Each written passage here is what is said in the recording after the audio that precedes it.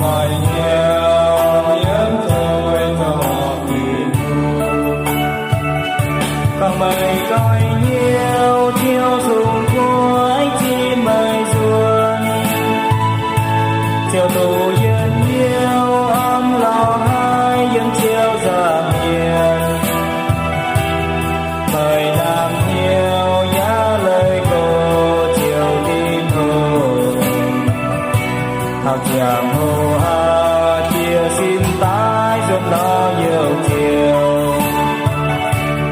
với những ai chiếu đèn tay yêu mày nhìn nhia bàn kề xia đến chạy nhé chân chúa mời dân tay yêu mến như nam hải mời nhìn tay yêu mơ